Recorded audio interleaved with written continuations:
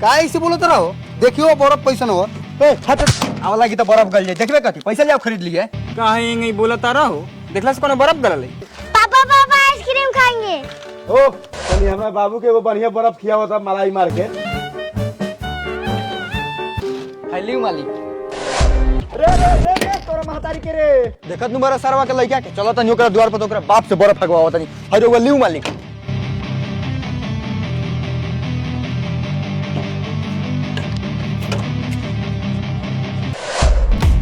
ओ बहादुर बैठा बाहर निकला आ साथ में अपन दोगला लड़का को बाहर निकाला आज बर्फ ना तो हम ही है। अरे कुत्ता लगा क्या चलाता है रे?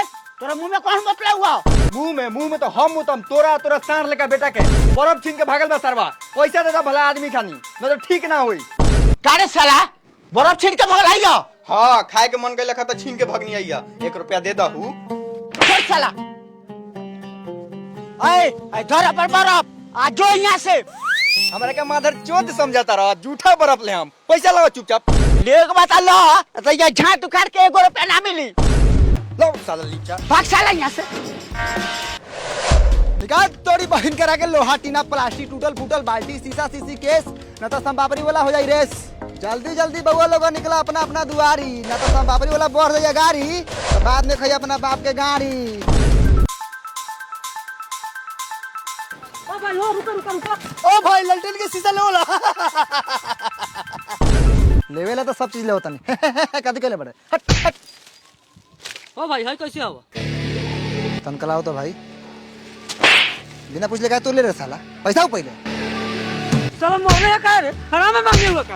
अरे बाप साला ताकत अजमावता रुक साला फड़ जाई बे। ओ भाई ओ किने में चल बड़ के झगड़ा करे आइल बा। हैं झगड़ा करे आल बनी करबे सरवा। हां तो उतर कर ले बच के ना जेबे गौवा से हमरा। हां तो कहिए ले हम साला हिम्मत कर ले के बानी। ओ भाइयों चलो हमर दीवार पर बहुत ले कचरा बा घर में। साला हम कचरा उठाने वाला लगता है रे मतारी की बेटा।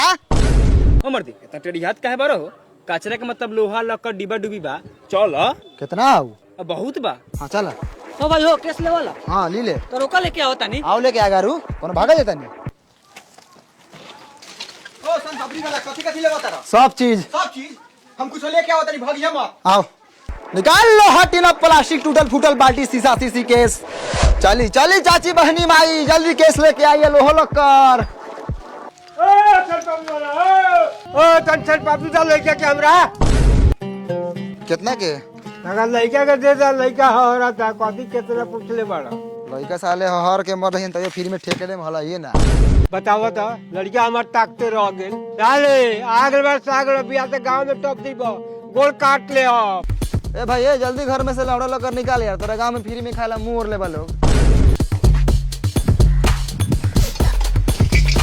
ओ रुपा पैसे किलो लेबा तारा 12 रुपए रहे ना बिकाई। ए भाई ये 13 रुपए देबा ना ना ना ना ना 14 15 रुपए लेबा ले आ साला ले आ 1 रुपया घटिया लागी।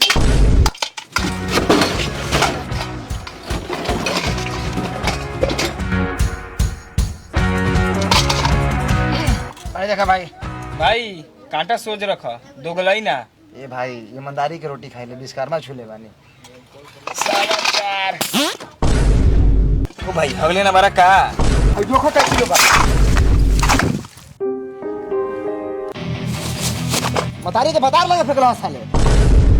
तू ही नु कहला कि सब कुछ ली ले साला सब कुछ में हाय बोरा बोरी ले।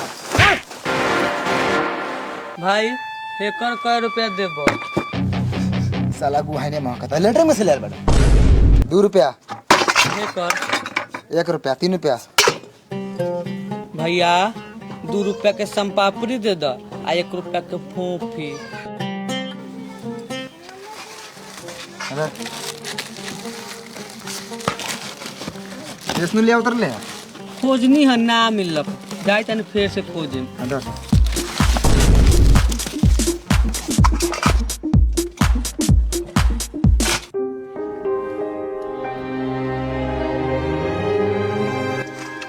देख भाई 4.25 4.25 8.5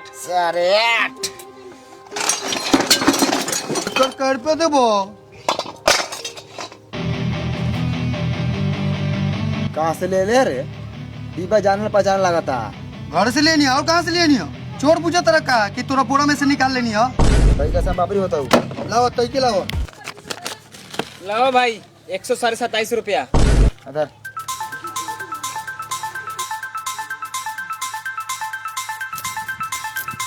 अधर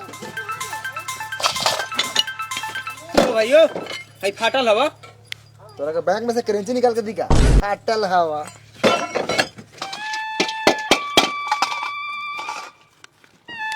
ओ भाई भगिया मत, हम और कुछ लेके आइले। चल चल चल चल चल।